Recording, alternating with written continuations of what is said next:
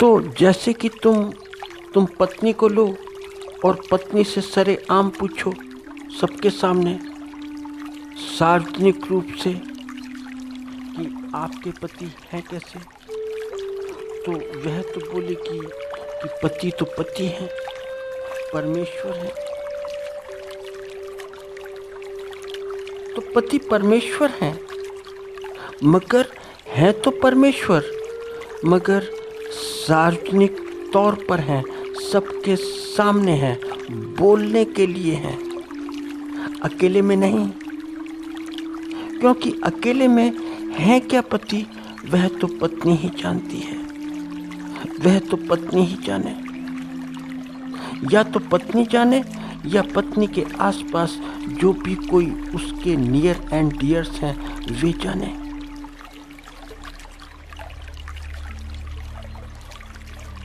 तो जानते हो, हैं तो पति परमेश्वर, मगर हैं कैसे परमेश्वर, बड़े जबरदस्ती के हैं।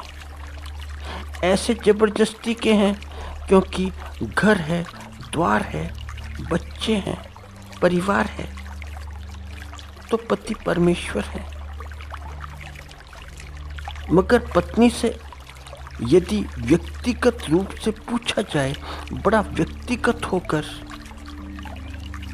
तो फिर पत्नी का उत्तर कुछ दूसरा ही मिलेगा। और जानते हो कि हर पत्नी की एक ही शिकायत होती है, जितना प्यार दूसरों के हस्बैंड करते हैं, उतना प्यार,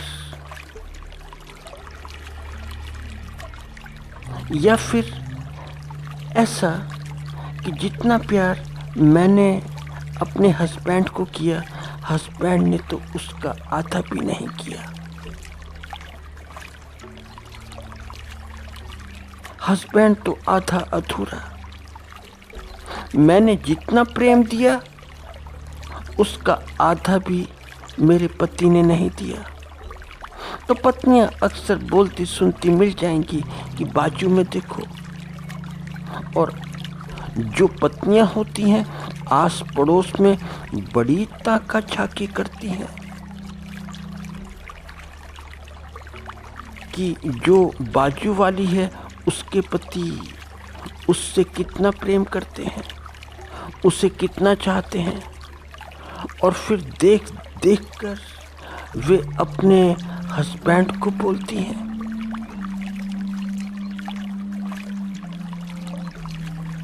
तो एक बार तो ऐसा हुआ कि पत्नी बोली अपने हस्बैंड से यूं ही कि देखो, तुम अपने आप को देखो और बाजू वाले घर को देखो। जो बाजू में घर है, सरला का घर, उसके पति को देखो कि उसका पति इतना सरल है, इतना सरल है कि सरला को बड़ा बड़ा प्यार करता है, और कितना सारा प्यार करता है। और एक तुम अपने आप को देखो कि तुम क्या हो, तुम मुझसे कितना प्रेम करते हो। तो पति मुस्कुराए। तो ऐसे वक्त पर जो भी परमेश्वर होते हैं मुस्कुरा देते हैं। तो पति मुस्कुरा कर बोले कि सरला को प्यार तो मैं भी करना चाहता हूँ, मगर बड़ी बड़ी मजबूरी है, क्या करूँ। तो ये सब लेन देन के मामले हैं। लेन देन के मामलों में कुछ ना कुछ तो छूट ही जाता है, तो कुछ ना कुछ तो शेष रह ही जाता है। तुम भाग करते रहो, डिवाइडेशन में लगे रहो, मगर शेषफल शून्य नहीं आता और तुम्हारी कोशिश कोशिश ऐसी होती है कि शेषफल शून्य आ जाए, कि जोड़ घटाव ठीक ठीक हो जाए, कि समीकरण ठीक ठीक बैठ जाए, मगर समीकरण ठीक नहीं बैठती। इक्वेशन वैसी की वैसी ही अनइक्वल रहती है। अनइक्वल, वो इज इक्वल टू होती ही नहीं। क्यों नहीं होती? तो कभी जीवन में ऐसा लगता है कि लेफ्ट हैंड साइड भारी है और जो राइट हैंड साइड है हल्की है। तो कभी ऐसा लगता है कि राइट हैंड साइड भारी हो गई और लेफ्ट हैंड साइड बड़ी लाइट हो गई।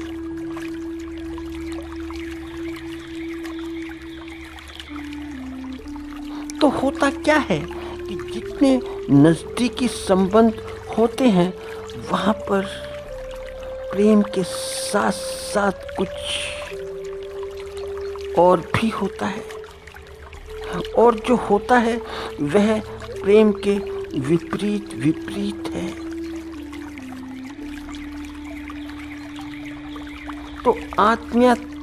तो जो आत्मीयता है, जो इंटीमेसी है, उसके साथ साथ कुछ और भी है, और वह इंटीमेसी के अपोजिट है। तो संबंधों में मीठापन तो है, मीठेपन का स्वाद तो है, मगर मीठेपन के स्वाद के साथ कुछ और भी है जो मीठेपन के विरुद्ध है। थोड़ी कड़वाहट भी है, थोड़ा कड़वापन भी है। तो ऐसा क्यों है?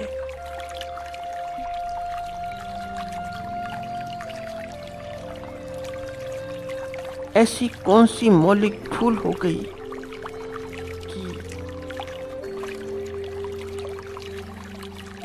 ये कड़वाहट जीवा में समा गई और पूरा मुंह सारा का सारा इतना कड़वा हो गया? तो मौलिक भूल के ऊपर विचार तो बड़ा अनिवार्य है, और विचार नहीं, अपनी मौलिक भूल को देखना बड़ा अनिवार्य है कि मौलिक भूल क्या है।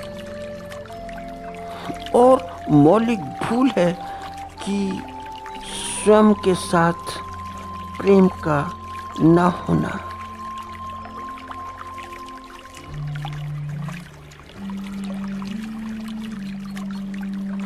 फिर से सुनना, फिर बोलता हूं कि खुद के पास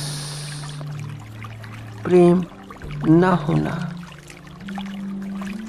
कि खुद के प्रति खुद का प्रेम ना होना,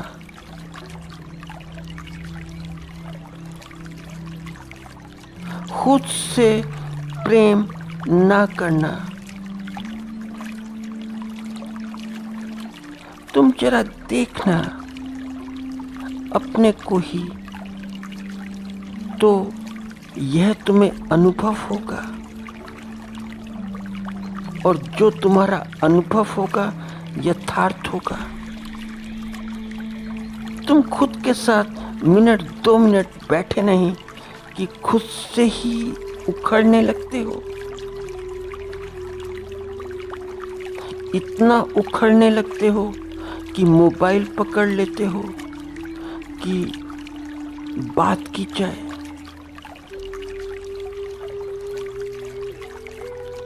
मोबाइल ना हो तो टीवी ऑन कर लेते हो, टीवी ऑन ना हो तो तुम्हारे पास में लाखों उपाय हैं अपने आप से उखड़ने के। बस मौलिक बात एक ही है कि अपने से दूर हुआ जाए। और अगर तुम खुद को प्रेम नहीं कर सकते हो, खुद को ही प्रेम के लायक नहीं समझते हो,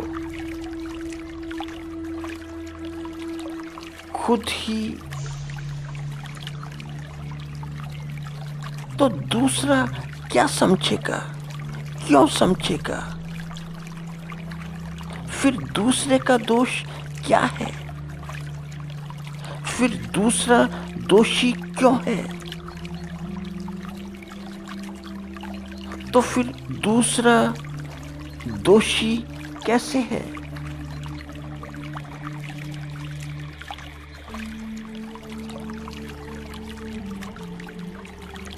दूसरों के साथ साथ तो पूरा दिन बिता दिया, पूरे दिन की बात छोड़ो, पूरी जिंदगी, मगर अपने साथ मिनट 2 मिनट बैठना भारी हो जाता है। तो तुम अपने साथ होते ही कब हो? होते ही कहाँ हो? अगर तुम अपने साथ होते हो तो रात्रि में होते हो, नींद में होते हो, बस। उसके बाद कहाँ होते हो? उसके बाद तो तुम अपना सारा संग साथ छोड़ देते हो। और ध्यान रखना कि जब तुम खुद को प्रेम करने लगोगे तो क्या तुम फिर नफरत कर सकते हो? असंभव। यह बड़ी असंभव बात है। और असंभव क्यों है? असंभव इसलिए कि तुम स्वयं ही प्रेम हो, स्वयं ही प्रेम हो गए हो। और जब व्यक्ति स्वयं ही प्रेम हो जाए तो ना तो प्रेम देता है और ना लेता है। फिर सारा लेन देन खत्म हुआ, समाप्त हुआ। जैसे देखते हो शिशु को, तुम किसी शिशु को देखो, पालने में लेटे हुए शिशु को, आंखें खुली, आंखें खोले लेटा है, बस वह खुद के ही प्रेम में है। और जानते हो किसके प्रेम में है? अपने शरीर के प्रेम में। ऐसे ही वह प्रेम है, ना प्रेम देता है ना लेता है। तो फिर शिशु के साथ में नफरत बड़ी बड़ी मुश्किल है। तुम नफरत नहीं कर सकते। कोई ही अपवाद होगा, क्योंकि अपवाद तो होते ही हैं। जो शिशु के साथ में नफरत, तो जब तुम खुद के साथ प्रेम करने लगते हो तो दूसरे हैं, फिर बड़ी मुश्किल है कि नफरत कर सकें। और जब तुम खुद के प्रेम में हो तो जो होगा, जो तुम्हारे पास होगा, जो पास होगा, वही तो दे सकते हो। और तुम खुद के प्रेम में हो तो क्या दे सकते हो? प्रेम ही दे सकते हो। और प्रेम बड़ी अनमोल दौलत है। प्रेम से बड़ी और कोई दौलत नहीं। और अगर दूसरी दौलतें भी हैं तो वे सारी की सारी प्रेम की सब्स्टिट्यूट हैं। और जो प्रेम के सब्स्टिट्यूट होते हैं वे लाइफ में काम नहीं करते। तो बात बड़ी सीधी सादी है, बहुत सीधी सादी, कि पहले प्रेम खुद से, पहले खुद से और फिर दूसरे से। तो फिर तुम परेशान ऐसे नहीं हो जाओगे कि मुझे दूसरे ने प्रेम दिया या नहीं दिया। दिया तो ठीक है और ना दिया तो भी ठीक है। तो इसीलिए तो जो ध्यान सिखाते हैं वे लोग यही सिखाते हैं, बस इतना बताते हैं कि सीधे सीधे खुद को प्रेम कैसे किया जा सकता है। और जितने भी ध्यान सिखाने वाले हैं वे मानव जाति के लिए बड़े बड़े मूल्यवान हैं, बड़े कीमती हैं, मगर ध्यान सीखता कौन है? ध्यान सीखने की कोई भी आदमी ज़रूरत महसूस नहीं करता, क्योंकि कोई सीधे सीधे अपने से प्रेम ही नहीं करना चाहता।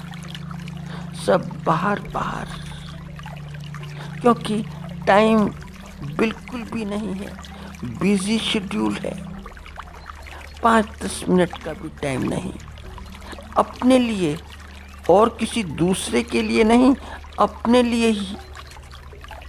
और ध्यान रखना कि ध्यान का धर्म से कोई लेना देना नहीं है कि तुम कौन से धर्म के हो। ध्यान अपने से सीधे सीधे प्रेम करने का नाम है, प्रेम का नाम।